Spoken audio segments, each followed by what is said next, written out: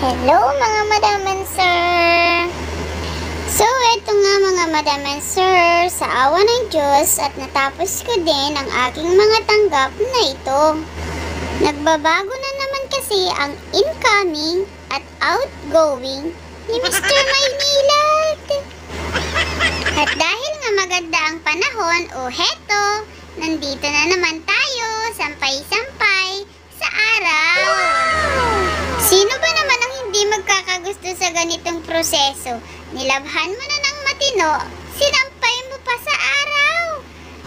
Makakatipid na naman ako nito kay Meralco. Bawi-bawi lang ba? Mindset lang. Thank you nga po pala kay madam na may-ari ng mga sinampay na to. At kung nagustuhan nyo ang serbisyo ni Neneng's Laundry, huwag kalimutang mag-like at mag-follow. Syempre, paki-share na rin. Thank you po.